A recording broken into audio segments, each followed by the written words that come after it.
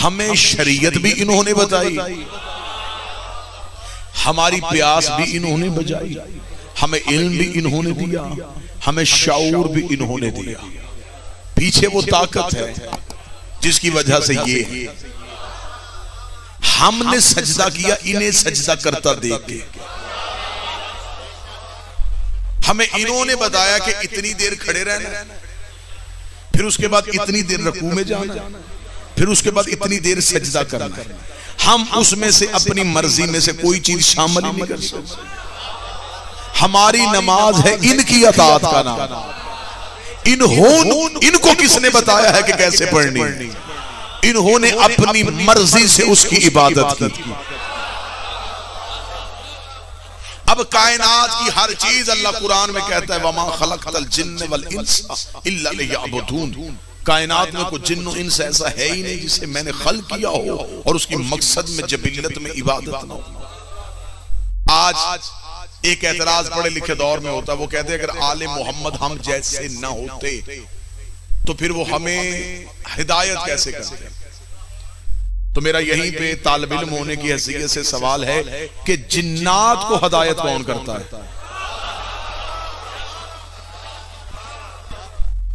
अगर वो जिन्नात कहेंगे ये हम जैसे हैं तो फौरन फरिश्ते आ जाएंगे, वो कहेंगे हमें भी यही करते हैं। फिर तुम अगर ये कहते हो कि ये हम जैसे हैं तो फिर जिन्नात कहेंगे हम जैसे, फरिश्ते कहेंगे हम जैसे, पत्थर कहेंगे हम जैसे। सिवाय अल्लाह के जो भी चीज हिदायत लेती है वो इनसे लेती है। दरख्त झूम के सजदा करता है, आप समझते हैं कि ये हवा से हिल रहा है,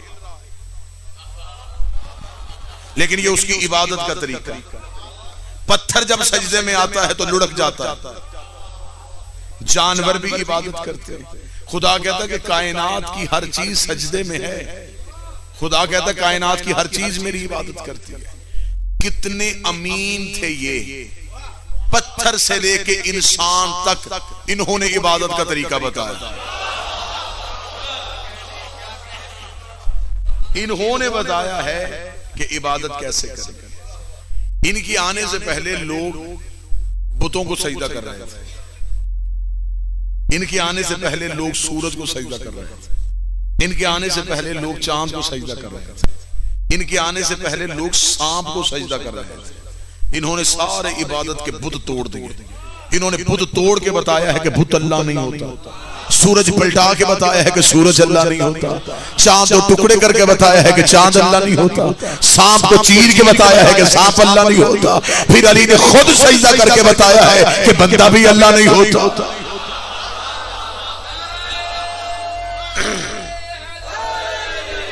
और फिर अमीरुल मोमिनीन ने फरमाया मेरे अल्लाह गवाह रहना, मैंने अपना आप घटा घटा के तुझे बढ़ाया। खैबर में 40 मन वजनी दरवाजा अमीरुल मोमिनीन ने उंगली के इशारे से, एक यहूदी ने उड़ता हुआ दरवाजा देखा, उसने कहा हाज़र रब,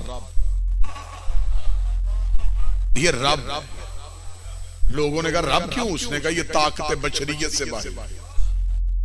इतना वजनी दरवाजा इंसान खोल नहीं सकता, इसने उंगली के इशारे से उड़ा दिया, तो ये रब। अब उसका अकीदा कदे सब हिल नहीं रहा।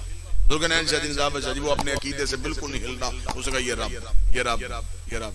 ये अमीरुल मोमिनीन की आवाज़ है। कंबर जी मौलिक, फरमा मेरे सामान से जौ की रोटी निकाल। कंबर ने जौ की रोटी निकाली तो मौला ने तोड़नी शुरू की, टूट नहीं रही। घुटने पे रख के जोर लगा, नहीं टूट। कंबर पानी का प्याला दे, इसे नरम करूं। उसी यहूदी ने अली को रोटी तोड़ते देखा। उसने कहा नहीं नहीं नहीं नहीं, ये बंदा है। कंबर ने कदमों पे हाथ रखा, दरवाजा इशारे से रोटी जोर लगा के फरमाया दरवाजा उड़ा के रिसालत बचाई है, रोटी तोड़ के तौहीद बचाई। हाय हाय, वाह वाह वाह या अली, जो एक ही लम्हे में दो ताकतों को बचाए। उसे अली। आज कोई हमसे पूछे कि अल्लाह है, हम कहेंगे है, वो कहेगा कहां पे, हम कहेंगे कुरान से सुनाए, वो कहेगा कुरान पे मेरा ईमान ही नहीं। आज दहरिया हमसे पूछ रहे, दहरिया एक मजहब है उनके यहाँ। वो ये कहते हैं कि कोई कायनात का अल्लाह नहीं, कि कायनात खुद ही वजूद में आई और खुद ही खत्म हो जानी है। वो किसी अल्लाह के कायल नहीं, वो किसी ताकत के कायल ही नहीं। अब वो दहरिया कहे कि मुझे अल्लाह साबित करो, मुसलमान मौलवी कैसे साबित करेगा, किस तरह साबित करेगा? वो कहेगा जी कुरान, वो कहेगा कुरान पे मेरा ईमान ही नहीं। किताब, वो कहेगा किताब पे मेरा यकीन ही नहीं। दलील से साबित कर। अब जो रटी रटाई दलीलें हैं वही दलीलें देगा मौलवी।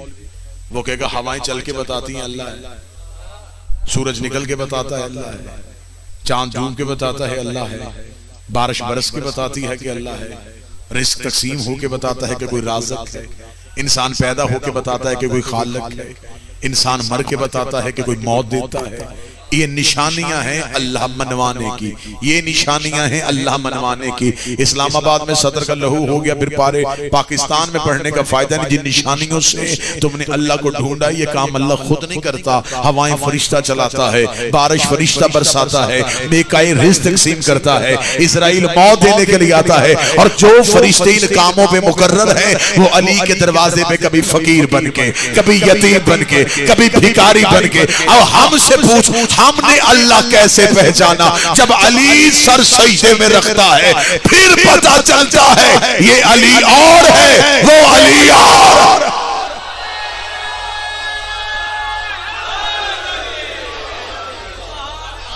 अब अदब का जुमला है अदीब लोगों को, जिनका अदब से ताल्लुक है, उनके लिए एक सतर पढ़ने लगाऊं।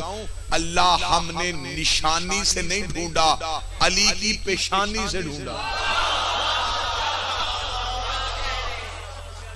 अली की झुकती हुई पेशानी बता रही है कि वो ताकत है। इसी तरह एक दहरिया हाकिम के दरबार में आ गया, हुकूमत के दरबार। उसने आगे कहा, उसने कहा मैं मुसलमान होना चाहता हूं। हाकिम बड़ा खुश हुआ, उसने कहा चले कोई बंदा तो हमसे भी मुसलमान हो।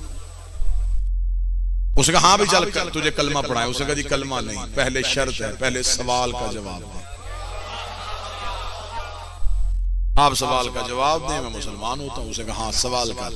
उसने कहा तुम्हारे कुरान में आयत है इन्नल्लाह अला कुल्लि शैइन कदीर, बेशक अल्लाह हर चीज पे कादिर है, हर शय पे कादिर है। उसने कहा हाँ है। उसने कहा ये तुम्हारा यकीन है कि तुम्हारा अल्लाह जो चाहे वो कर सकता है?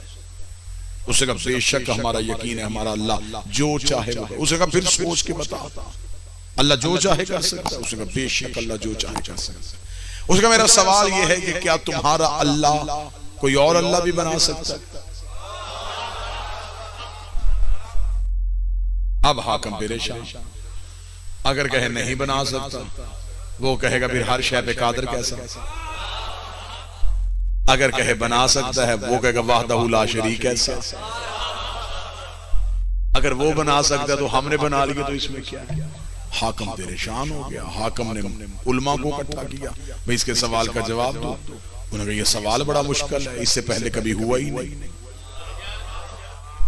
इससे पहले हुआ होता जवाब कहीं से हमें नकल हो जाता, सवाल तो पहली बार हुआ है। अब इसका तरीका यही है कि इससे वक्त मांगा जाए, उतनी देर में हम खोज लगाते। अब 3 दिन का वक्त मांग लिया गया। अली के दरवाजे पे जाना नहीं चाहते थे। सवाल समझ में आ नहीं रहा था। रोजाना सोचते थे कि चले जाएं, उसने कौन सा इनकार करना है, वो बता देगा। अंदर की जिद जाने नहीं दे रही थी कि क्या करें, इस्लाम में से जितना अली निकालते हैं फिर अली आ जाता। हम कोशिश करते हैं कि हम अली का इनकार करें, अली के बगैर गुजारा नहीं हो रहा। क्या करें, किस तरह इस्लाम से अली को निकालें? कैसे कोई ऐसा मसला हो जो अली के बगैर भी हल हो सकता हो? बात उस दहरिया ने छोटी सी पूछी है, लेकिन जवाब इतना मुश्किल हो गया है। अली के बगैर हल कोई नहीं कर सकता। अली के दरवाजे पे हम जाना नहीं चाहते। 3 दिन का वक्त गुजर गया, चुटकियों में गुजर गया। 3 दिन दहरिया फिर दरबार में आ गया। उसे हाकिम से कहा मेरे सवाल का जवाब दो, मैंने अपने वतन वापस जाना है। उसने उलमा को बुलाया। उसने कहा 3 दिन की मोहलत, इससे ज्यादा नहीं। अब बताओ जवाब क्या देंगे? उन्होंने कहा जवाब बिल्कुल तैयार है। उसका फौरन जवाब दो। उनका जवाब ये है इसे कत्ल करेंगे। जो चुप बैठे हो जवाब अच्छा नहीं लगा, इसे कत्ल किया जाएगा। उसने कहा किस जुर्म में कत्ल करें? उसने कहा इससे बढ़ के जुर्म क्या होगा? तौहीन मजहब, हमारे अल्लाह की तौहीन की। मुसलमानों के दरबार में खड़े होकर सवाल किया अल्लाह पे, अल्लाह की तौहीन के जुर्म में कत्ल कर देते। उसने कहा ठीक है, कत्ल भी करना आसान है। जलाद को हुक्म किया, जलाद ने तलवार खींची, दहरिया की गर्दन पे आई। तारीख कहती है दहरिया ने ऊंची आवाज में कहका मारा, कहका लगाया। हाकिम ने कहा तुझे मौत से डर नहीं आ रहा? उसने कहा तेरी बेबसी पे हंस रहा हूं, मैं जा रहा हूं, सवाल जिंदा है। हाय हाय हाय हाय हाय, मैं मर रहा हूं, सवाल जिंदा है। कितना अच्छा होता तू सवाल को मौत देता। तूने साइल मार दिया, सवाल तो नहीं मारा। सवाल यहीं का यहीं खड़ा है। अभी तो मेरी लाश बाहर फेंकेगा, लोग पूछेंगे क्यों मारा, तू सवाल बताएगा।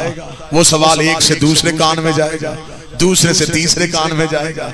एक दिन मेरा सवाल पूरी दुनिया में फैल जाएगा, मेरा सवाल मजहब बन जाएगा, मैं उस मजहब का बानी हो जाऊंगा। लोग क़यामत तक मेरा नाम याद रखेंगे। किसी ने पूछा था, अब हाकिम फिर डर गया, मारे तो फिर मरता, छोड़े तो फिर मरता। वल्लाह बा खुदा ये मिंबर के खिलाफ में मेरा हाथ है, मजमे को लुत्फ दिलवाने के लिए जुमला कहूं तो 14 माफ ना करें। हाकिम ने कहा चल ठीक है, फिर ऐसे कर लेते हैं, हम कुरान की आयत वापस ले लेते हैं। इन्नल्लाह अला कुल्लि शैइन कदीर, इस आयत को कुरान से निकाल लेते हैं। कुरान की इज्जत पे छुरी चलने लगी। या दरबार के कोने से बूढ़ा उठ के खड़ा हुआ, हाय हाय। जब खड़ा हुआ तो उसके सीने पे मिन्ना अहले बैत का तमगा लगा था। उसने तहरीर की कलाई पड़ गया, आप वहां लेके जाओ जो वारिस कुरान है।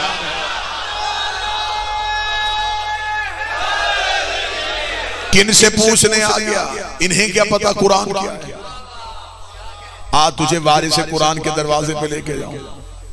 दहरिया ने परेशान हो गया, फिर 3 दिन लम्हे जाया क्यों हुए? ये कौन है? उन्होंने कहा ये हाकिम है, हुकूमत इनके पास है, गवर्नमेंट इनके पास है, हाकमियत ये करते हैं, वारिस नहीं है। तख्त पे बैठना और है, मिंबर पे बैठना और। ये तख्त पे बैठे हैं, मिंबर पे नहीं। मिंबर कहाँ है? उसने कहा वारिस है, मिंबर है रसूल अपने घर में।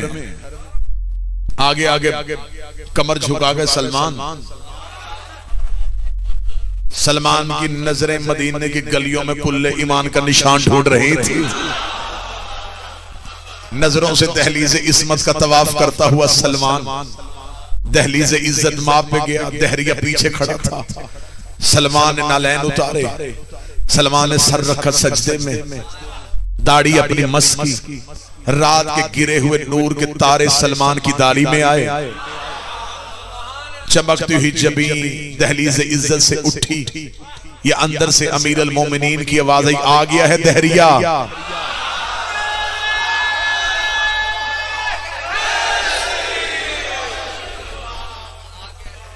सलमान के चेहरे पे मुस्कुराहट और दहरिये के चेहरे पे खौफ। उसने सलमान की अबा पे हाथ डाल के कहा मुझे जवाब मिल गया, मैं वापस जाना चाहता हूं। सलमान ने कहा सवाल क्यों नहीं पूछ रहा? उसने कहा जो सवाल से पहले साइल का मजहब जानता है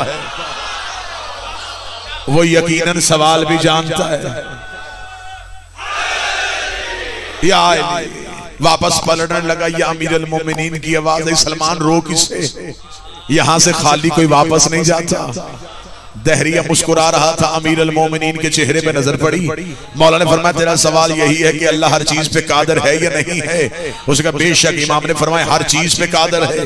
उसका फिर मेरा सवाल है क्या कोई अल्लाह दूसरा अल्लाह बना सकता है? मौला ने फरमाया जाहिल, वो एक नहीं 1000 अल्लाह भी बना सकता है, लेकिन वो जितने भी बनाएगा खालिक वो होगा, मखलूक ये होंगे।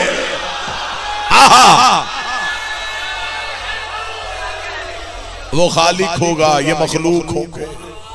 खालिक वही रहेगा, अल्लाह फिर भी वही रहेगा। इन्होंने जमाने में जाहिर किया है कि कोई अल्लाह है, इन्होंने उसे ज़हूर दिया है, उसने इन्हें वजूद दिया। अगर बात बड़ी आसान है, हलक में आ गई है, तो मैं अब निकलूं ना, आपकी समातों तक हदिया करूं। अल्लाह के यहां इरादा था, वजूद नहीं था। अल्लाह के यहाँ जिस्म नहीं है, वो जिस्म जिस्मानियत से मुबर्रा है। उसके यहाँ सिर्फ इरादा है, उसके पास सिर्फ मशीयत है। वो चाहता है तो हो जाता है। अब वो चाहता था कि मेरी ये चाहत किसी न किसी वजूद में आए। अब ये इरफान की दहलीज का सजदा है। अब ये वही नमाजी करेगा जिसके अकीदे का वजू ठीक है। उसके यहां इरादा था, वजूद। इनके यहां वजूद था, इरादा नहीं था। उसके पास सिर्फ इरादा, इनके पास सिर्फ वजूद। उसने अपना इरादा इनके वजूद में रखा। जो बंदे परेशान हो गए कुरान मिंबर पे लेके अब बोले ये, उसने कहा वमा यंतिकु अनिल हवा इन हुवा इल्ला वह्युन यूहा। ये आप नहीं बोले, तुम्हारे अंदर मैं बोल रहा हूँ। कंकरियां इन्होंने फेंकी, उसने कहा वमा रमैत इज़ रमैत लेकिन अल्लाह रमा। ये कंकरियां तुमने नहीं फेंकी, ये कंकरियां मैंने फेंकी है। बैयत इन्होंने करवाई, उसने कहा यदुल्लाहु फौका बिअयदिहिम। इन बंदों का हाथ तेरे हाथ में नहीं, इनका हाथ अल्लाह के हाथ में। बोलते ये हैं, वो कहता मैं बोलता हूँ। कंकर ये फेंकते हैं, वो कहता मैं फेंकता हूँ। बैयत ये करवाते हैं, वो कहता मैं करवाता हूं। यहां से लेके आखिरी बंदे तक राजी होना या नाराज होना ये भी अल्लाह का काम नहीं है, क्योंकि राजी होना भी कैफियत है, नाराज होना भी कैफियत है। जो एक कैफियत से दूसरी कैफियत में आए वो अल्लाह होता ही नहीं है। राजी भी ये होते हैं, नाराज भी ये होते हैं। ये राजी हो जाए तो वो राजी, ये नाराज हो जाए तो वो नाराज। अब पता चला रजी अल्लाह सजदे करने से नहीं होता, 14 को राजी करने से।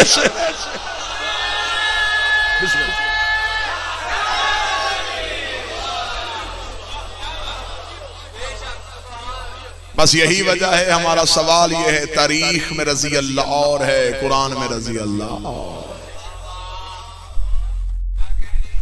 इनकी रजाओं को ढूंढने वाले हो सकता है कि ये राजी ना हो और वो हो जाए,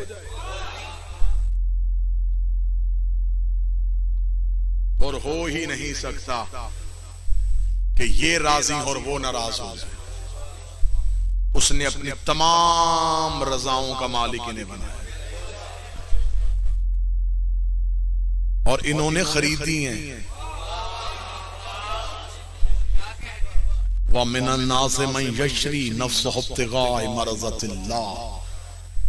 एक ऐसा नफ्स था जिसने थोड़ी देर आंखें बंद की और मर्जियां खरीद ली। यह सदर मुझे ऐसे समझाने का लुत्फ नहीं आएगा, जैसे मैं खुद लुत्फ लेता हूं, मैं उसी तरीके से पढ़ता हूं। और जो मेरा लुत्फ लेने का वो अंदाज मेरा नहीं, वो खतीब आले मोहम्मद किबला अज़्ज़त हसन ज़ैदी साहब का है। कि इस जुमले का सवाब भी अल्लाह किबला की रूह को पहुंचाए। वो कहते थे उस ना सोने वाले ने इसका सोना, यार इसका सोना देखा। उसने कहा सोना बेचेगा? तेरा सोना बड़ा खरा है, तेरे सोने में मिलावट ही नहीं है, तू अपना सोना बेच दे। जबरील ने आके कहा कि वो सोना लेना चाहता है। अली की आवाज आई, लेना उसने है, देना मैंने, तू क्यों है? अब ये किबला का अंदाज है। वो कहते उसने कहा तू हट जबरील, मैं उससे खुद बात करता हूं। इस सोने वाले ने उससे कहा खरीदना है? हाँ खरीदना है, कीमत बता। इसने कहा फिर तुझसे कीमत क्या मांगनी, जो तेरी मर्जी है वो दे दे। हाय हाय हाय, फिर जो तेरी मर्जी। और उसने लम्हे में अपनी मर्जियों का मालिक इन्हें बना दिया। ये नींद से रजाएं क्यों मिल गई? ये नींद से रजाएं आसानी से नहीं मिली। ये वजह ये थी, उसने कुरान में दावा कर दिया था अल्लाह ने। उसे कहा था अल्लाहु ला इलाहा इल्ला हुवल हय्युल क़य्यूम ला ताख़ुज़ु सनअतुन वला नौम। अल्लाह वो है जिसे नींद नहीं आती। अर्श पे वो नहीं सोता था, फर्श पे ये नहीं सोता था। इसने भी सूरज को देख के दावा कर दिया था गवाह रहना सारी जिंदगी अली ने तुझे उभरते देखा, तूने जिंदगी में कभी अली सोते नहीं देखा। अर्श पे वो नहीं सोता था, फर्श पे ये नहीं सोता था। खुदा ने कहा मोहम्मद एक रात के लिए सुला दे, वरना लाशरीकी खतरे में चली जाएगी। एक रात के लिए सुला दे, एक रात चंद लम्हों के लिए सुला। जिसकी नींद से तौहीद बचे उसका जागना क्या होगा। अब जहां जितने मेरे अहले सुन्नत भाई तशरीफ फरमाए, ये तो सब में है, मुत्फिक अलह है, इसमें कोई झगड़ा है ही नहीं कि रसूल ने हिजरत की रात अपने बिस्तर पे मौला अमीर अल मोमिनीन को सुलाया। मैंने एक अहले सुन्नत आलिम दीन है, बड़े जिम्मेदार, उन्होंने बड़ी अच्छी इसमें शरह लिख गई। उन्होंने कहा इसलिए मौला अली को सुलाया क्योंकि रसूल के जिस्म से नूर निकलता था। आज वो चाहिए था जिसके जिस्म से नूर निकले। अगर अली को ना सुलाते, किसी और को सुला देते, किसी सहाबी को, तो जहां रसूल का नूर जा रहा होता रात के अंधेरे में, मक्के के मुशरक और काफर उस नूर को देखते हुए पीछे चले जाते। उन्होंने कहा अल्लाह का मंसूबा ये था, एक नूर रस्ते में, एक बिस्तर पे। काफरों को समझ नहीं आई कि ये मोहम्मद है या वो अली है।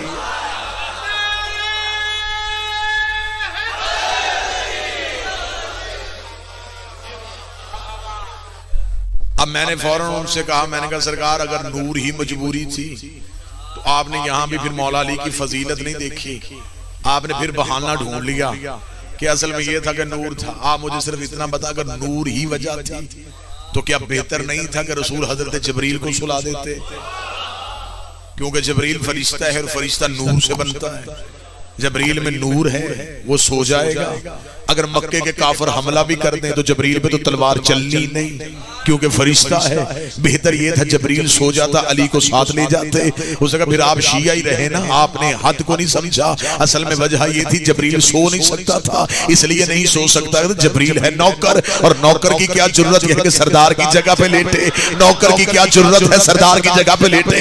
मैंने कहा मजहब मैंने यही मनवाना था, बात वो मेरी मानी जा चुकी है कि एक रात के लिए जो मोहम्मद अपने बिस्तर पे जबरील जैसा नौकर नहीं बिठाता, वो अपने बाद अपने मिंबर पे किसी उम्मती को कैसे बिठा?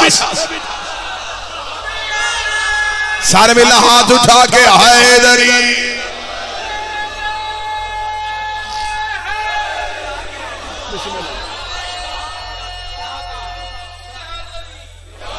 जिसने एक रात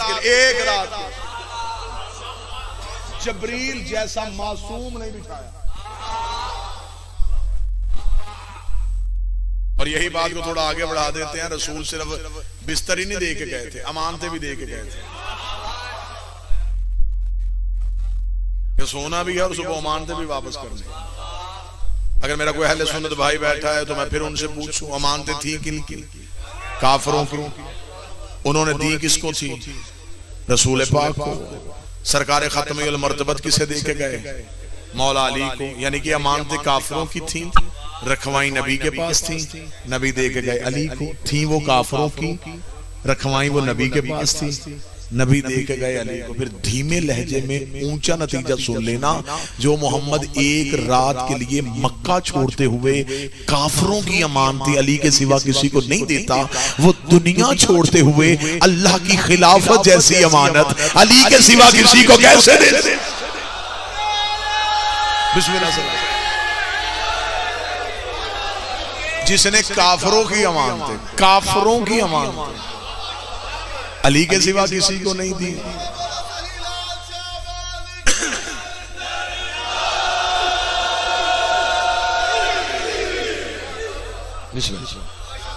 तौहीद मनवा गए तो आले मोहम्मद, बस अल्लाह मनवाते मनवाते इन्हें खर्च बड़ा करना पड़ा। ला इलाहा इल्लल्लाह बच गया और अली वलीउल्लाह की बेटियां बाजार में आ गई।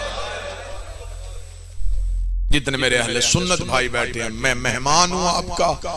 आज मजलिस खत्म हो, रात को बिस्तर पे बैठ के जरूर एक लम्हे के लिए सोचना कि जब इस्लाम बांट रहा था तो लेने वाले ज्यादा थे,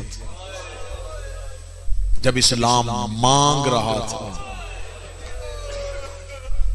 फिर हक ये बनता था कि पहले खलीफा की औलाद कत्ल होती, फिर दूसरे खलीफा की औलाद, फिर तीसरे खलीफा की औलाद। अली की तो खिलाफत ही चौथे नंबर पे मिली थी।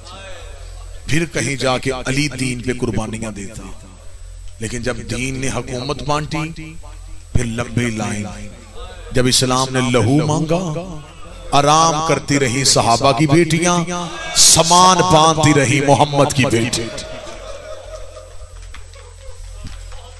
एक लम्हे के लिए भी अली जैसे शरीफ इमाम ने नहीं कहा कि अब मैं क्यों अपनी औलाद को दूं। खबर थी कि दीन ही हमारे घर का है, हमने नहीं बचाना तो किसने बचाना है। फिर यजीद के जहन में एक साजिश थी। वो साजिश ये थी, उसने क्यों घेरा करबला में, क्यों बुलाया हुसैन को, क्यों रस्ते में कत्ल करवाया। 9 लाख से मरवाया है उसने रसूल का बेटा। सादात गैर सादात से माफी मांग के उसे खबर थी इससे पहले 4 कत्ल मदीने में हुए, आबादी में हुए, मुसलमानों के शहर में हुए और कातिल छुप गए। रसूल का कत्ल हुजरे में हुआ, कातिल छुप गया। बतूल का कत्ल दरवाजे पे हुआ, कातिल छुप गया। अली का कत्ल मेहराब में हुआ, कातिल छुप गया। हसन का कत्ल मदीने की गलियों में हुआ, कातिल छुप गया।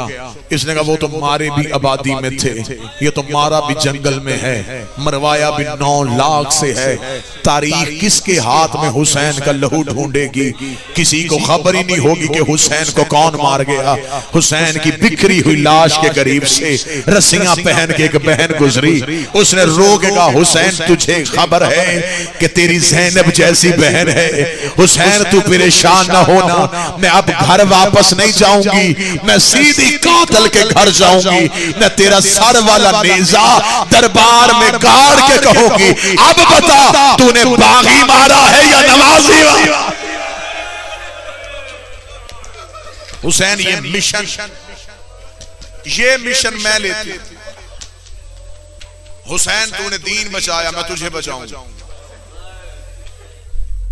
तब तक शाम से उठूंगी नहीं जब तक शाम की दीवारें ना बोल पड़े कि हुसैन जिंदाबाद। हुसैन मुझे जितना बैठना पड़े मैं बैठूंगी। हुसैन मैं तेरी कुर्बानी बचा के आऊंगी। बच गई कुर्बानी, उजड़ गई अली की बेटी, कीमत दी सर की चादर। तुमने करबला में आज तक यही सुना कि 3 दिन हुसैन भूखा और प्यासा रहा। आज तक तुमने किसी जाकर से नहीं पूछा कि ज़ैनब कितनी देर भूखी और प्यासी रही। मुझे किसी किताब से नहीं मिला कि ज़ैनब ने 10 मुहर्रम के बाद पानी पिया हो, 10 मुहर्रम के बाद सकीना के होंठों पे पानी लगा हो। कितनी देर रही ये अली की बेटियां।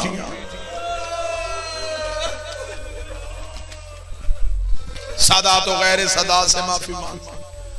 आज कितनी सफर है, 18 सफर रख मेरे सर पे कुरान।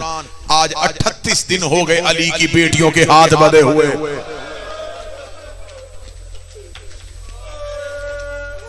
11 मुहर्रम को बंधे हाथ, फिर खुले नहीं। जेवर खुद उतारे किसी ने नहीं। सादात वगैरह सादात से माफी मांग के आई भाई का पहला चेहलम करने करबला। जो रो पड़े हो मेरा मौला तुम्हें इसी साल करबला लेके जाए। करोड़ों का रश नजफ से करबला पैदल जा रहा है। अल्लाह हमें भी ये सादत बख्शे, हम भी आलिया की ये सुन्नत अदा करें। पहली बार गई भाई का चेहलम करने करबला। कब्र हुसैन का पहला मुजावर, नाम उसका जाबर। हदीसे की साकर रावी, 5 मासूमों की खिदमत करने वाला, आंखों से नबीना। इसने कब्र हुसैन में बैठ के कहा था, मौला हुसैन मुझे आंखें दे। हुसैन की आवाज आई, जाबर मुझसे दोबारा आंखें ना मांगना। जाबर ने रो के, मुझे वो आंख चाहिए ही नहीं जिस पे तू राजी नहीं। नबीना बैठा रहा कब्र हुसैन पे। ऊंटों की आवाज सुनी, रेत के टीले पे खड़ा हुआ। इसने ऊंची आवाज से कहा, मन अन तुम कौन हो तुम? सज्जाद की आवाज आई, अना गरीबुल वतन। रोते भी आना, दुआएं भी मांगते आना। मौला सजाद की आवाज आई, मैं मुसाफिर हूं। इसे कहा मुसाफिर कहां से आया है? मौला सजाद की आवाज आई, शाम से। इसे कहा मंजिल क्या है? फरमाया मदीना।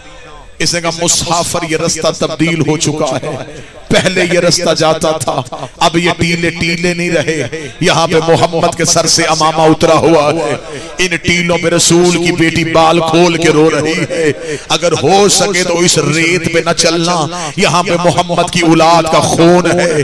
अगर तेरे साथ कोई सवार है तो उन्हें ऊंटों से उतार। मौला सजाद की आवाज है, मेरे साथ मेरी पर्दादार है, इससे कहा उन्हें ऊंटों से उतारना पड़ेगा। अब जिस बंदे ने मातम करना सतर सुनना, सजाद रोक दा, यहां भी उतरेंगी। इतना जुमला कहना था, जाबर तड़प गया। जाबर कहता तुझे उनके पर्दे पे मान है, मेरी मजबूरी है। जो यहाँ एक शहनशाह है उसका नाम अबुल फजल अब्बास है। ये कानून उसी अब्बास ने बनाया है कि इस नगरी से कोई सवार होके न गुजरे। इतना जुमला सुनना था, पिछले ओर से ज़ैनब की चीख आई, रोग कदी सजादी से कह ऊंची आवाज में बता किसका हुक्म है? जाबर की आवाज आई, बीबी अब्बास का हुक्म है। बीबी रोग कदी फिर बता किसका हुक्म है? जाबर कहता बीबी अबुल फजल अब्बास का हुक्म है।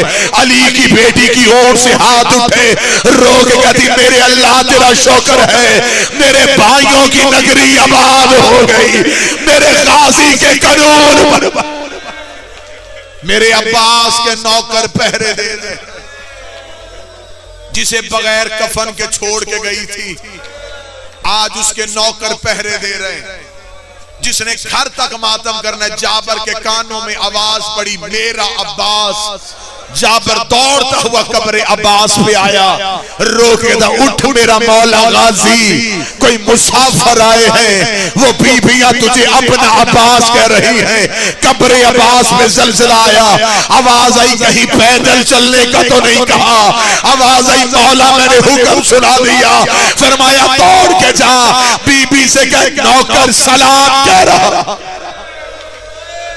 गुलाम कह रहा है बीबी पैदल नहीं, ऊंट में बैठ के मेरी कब्र पे आ। जाबर तड़पा, तड़प के रोक कहता है मौला ये बीबी ज़ैनब है? आवाज है यहाँ जाबर ये मेरी ज़ैनब है। जाबर रोता हुआ कब्र हुसैन पे गया, रो के कहता हुसैन मौला तेरी मेहरबानी, तूने मुझे आंखें नहीं दी, आज मेरी आंखें होती मैं ज़ैनब का चेहरा देख लेता। तो जो मेरी तरफ करना, एहतराम मुसाहिब को मलूज़। मौला ये आलिया है?